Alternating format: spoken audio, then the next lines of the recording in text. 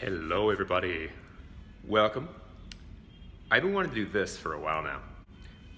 This is the busiest, one of the busiest streets in Bangalore. This is Old Madras Road. I've been wanting to give everybody here a small little taste of what this city looks like. So this is facing east towards Whitefield, one of the big technology centers in the city. And it's Friday afternoon in the peak of summer, so it's pretty hot. But tourism aside, here's why I'm doing this video today. I wanted to talk about Apple's new product and service launches that happened earlier this week. I know that lots of folks have talked about this already, but the ones that I want to focus on are AppleCard and Apple Cash, and I want to talk a little bit about the behavioral finance designs that they've used to build these things. Some of them are really quite smart, and many a bank and fintech player in India and other emerging markets would definitely benefit by leveraging some of what they've already done. Now, before I get into the technical stuff, I want to talk about who this would have been meant for at the beginning. And before I dive into who that persona is, I'll put a disclaimer out there. I am a self-confessed Apple fanboy. I've had every piece of hardware that they sell. I just love that brand for all kinds of reasons, despite many of their recent foibles. So let's talk about who AppleCard and Apple Cash were meant for. They were meant for the guy or the girl who probably are on the road a lot for business. Let's assume they're a little bit tech savvy because they've kind of gone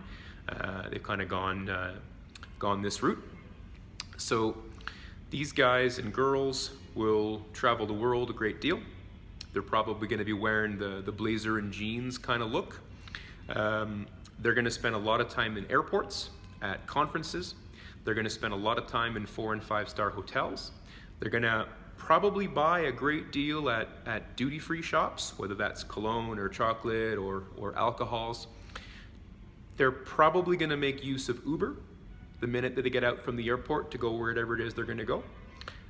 They're probably going to grab a Starbucks as they get to that airport.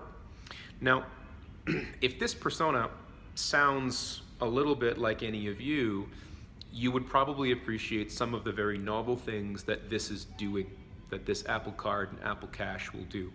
But this is my read of who this card, who would be the early adopters of such a card. And definitely, they're going to be Apple fan people already. I don't think you're going to get many Android folks jumping onto this bandwagon. However, let's break down the features that they built for this kind of user so you can get a sense of it. So the first thing that they did is they recognized, hey, we need to give people some novelty. Most of us, in fact almost all of us, prefer short-term pleasure to long-term reward. And we like novelty. The pattern recognition parts of our brain are most attuned when something new and exciting passes our gaze, or we hear something completely new and different. So what Apple did there was not entirely new, but marketed very well.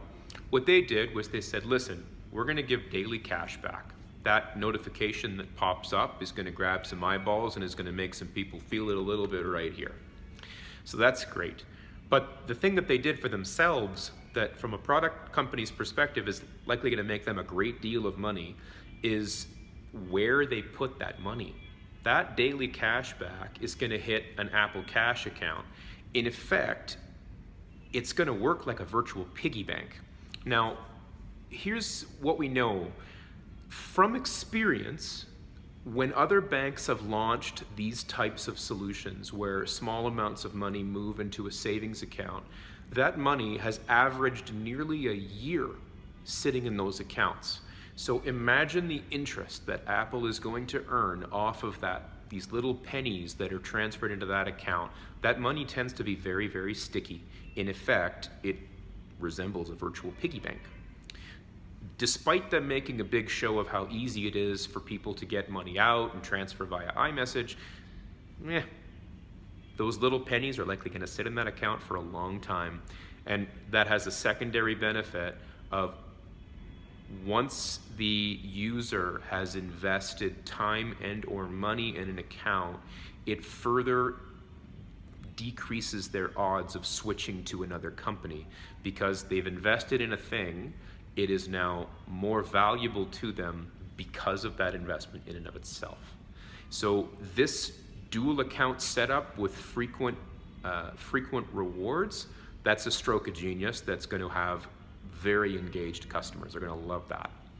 Now, the second thing that Apple did was it used some pretty fancy machine learning, but what they really did was they understood that, well, again, most of us have a budget that we live by. For the most part, we have only really a mental account of what those budgets would be. For argument's sake, we know how much goes on the rent or the mortgage. We have a rough sense of how much we can spend on groceries and car payments. But when it comes to the finer details, we don't most of the time really know where our money goes. For example, how much do we spend on coffee in a week or in a month? In an Indian context, I had a great workshop where I asked a dozen guys to tell me how much they spent on fuel going to and from the office every week, and most of them couldn't do it. So what Apple's done is twofold here, and this is a huge boon for many consumers. What they've done is, one, they've made it really easy to understand where they've spent their money by taking away all of those transactional narratives that you'll find. So instead of it being, company 92417, it'll say Amazon, and then they've geotagged it. Now, that's really helpful when we go back to look at our account, but we don't really do that all the time. We only do that maybe once every few months, or when we're a bit surprised by the balance and we're not sure where the money is gone. What they really did, what's really powerful, is breaking it down into the categories. What this has done is it breaks down entertainment and coffee and food, etc., in such a way that, frankly, Apple has designed something that gives many people who only have mental accounts a real fighting chance at getting their budget in order. It gives them a really good opportunity to plan to save for the future in a much better way. So that is a huge boon for anybody. They've understood that the way that our cognitive brain or cognitive functions work, and they designed accordingly. They really did reduce the cognitive load on that one. Stroke of genius. The third piece, a little bit less time to spend on this one, but the third piece is this. That privacy feature, that only on-device logic is used to track where we spend our money, the commitments that we will not be remarketed to by anybody outside of this ecosystem, absolutely helpful. Really great USP, particularly for people that are marketed to constantly and around the world. We know that privacy is a big deal today. This is a big USP. Now, the last thing really is a kind of a cherry on top of all this. It's that titanium card, and we know Apple's great at marketing, but this is a prestige product. This, in my opinion, competes directly against American Express. This is a product that's meant for wealthy folk. This is a product, Apple may not stay this way with it, but across the world, Apple users are generally people that earn a little bit more money, or at least want everyone to think they do. And giving a prestige product like this that very few people have is going to make many people, probably even non-Apple users, covet this thing when they first see it. That titanium card is more of a marketing tool than anything else, but it will make that user feel really special. So, in short, this thing is really going to make Apple a whole lot of money, and there are some real valuable features for the users that I think, I hate to say it, but I think that we're going to love it when it finally comes everywhere in the world.